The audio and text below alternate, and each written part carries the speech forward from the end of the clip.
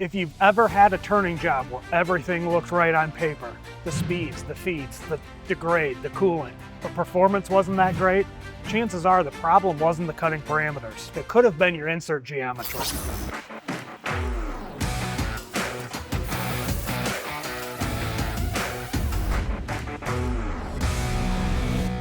Insert geometry is one of the most influential variables in turning, and it's also one of the most overlooked. Most of the time, it's selected by habit, availability, or whatever was already in the machine. An insert's geometry controls how cutting forces enter the part, how chips form and evacuate, how wear spreads across the cutting edge, and how much stress the insert encounters. Today, we're going to break down why insert geometry matters, how the major geometry choices interact, and most importantly, how to think about them as a system.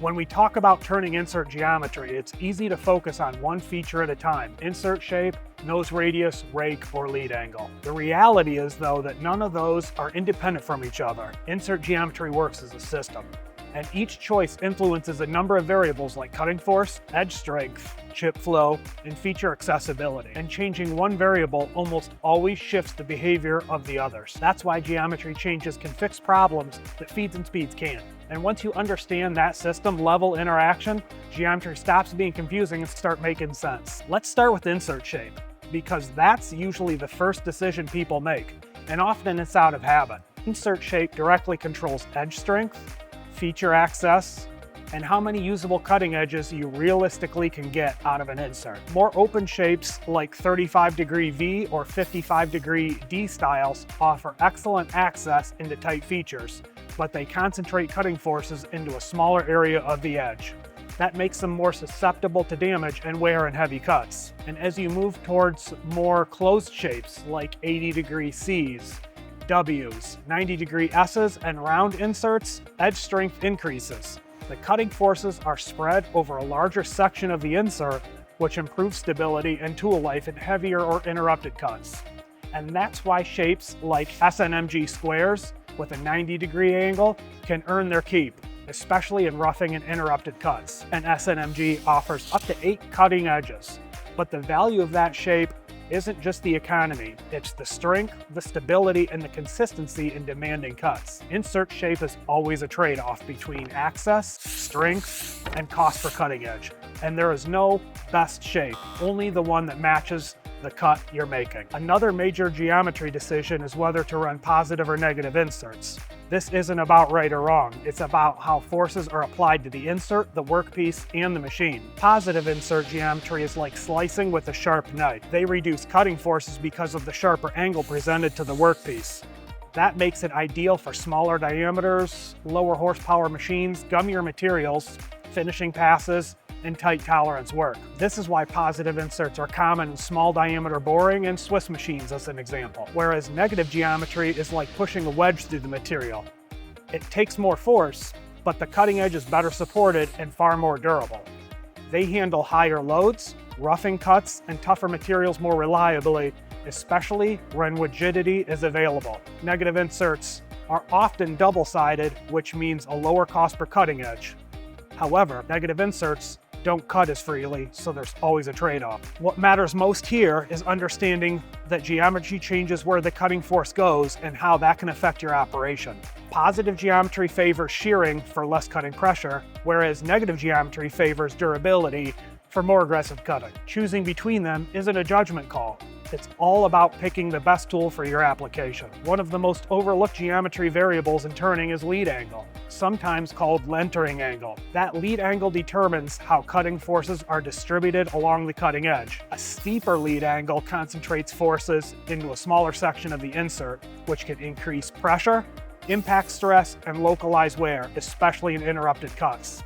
However, it can allow for better access to part features. Reducing the lead angle, however, spreads those forces out over a longer portion of the cutting edge, which strengthens and protects the edge. Instead of one point of the insert taking all the pressure, it is spread out and more evenly distributed. The trade-off is that lower lead angles change chip formation and can influence feature definition or burr formation in some applications. In addition, changing the lead angle of the insert may not allow access to certain part features. Again, geometry is about managing trade-offs. Nose radius selection is another area where small changes can have big impacts. A larger nose radius strengthens the weakest part of the insert and improves surface finish potential. It spreads cutting forces and it helps the insert survive heavier loads. But that added strength comes with increased tool pressure. If rigidity isn't there in the machine, the setup, or the part, a larger radius can actually cause chatter, deflection, or chip control issues. A smaller nose radius can reduce cutting pressure and make chip control easier, but they sacrifice strength and finish capability. It's not always possible, but a good rule of thumb is to make sure your depth of cut is deeper than your nose radius for best chip control. The key is matching nose radius to engagement, rigidity, finish, and part feature requirements, not defaulting to one size for everything. Wiper insert geometries are also another great option for improving surface finish and productivity. A wiper flat allows you to increase feed rate while still achieving a good surface finish. Instead of relying on a single radius point, the insert smooths the surface over a wider contact area. Roughly speaking, a wiper will allow for half the surface roughness at the same feed rate, or the same surface finish at twice the feed. And when conditions are right, wipers can be a very powerful tool, but they also increase tool pressure and can overcut complex part features if applied without care.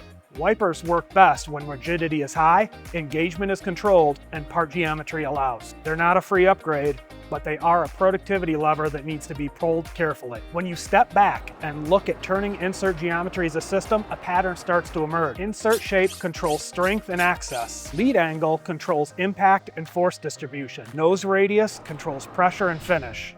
And wiper geometries can boost productivity and finish. None of these choices are independent though. When the right geometry is selected, turning becomes more predictable. Tool life stabilizes, surface finish improves. Problems that once felt random start making sense. And that's the real value of understanding insert geometry. Not just better numbers on a setup sheet, but confidence in why the cut behaves the way that it does. If you found this helpful, like, subscribe, and leave us a comment. Got questions or tips to share? Leave a comment below. We'd love to hear from you. Need help?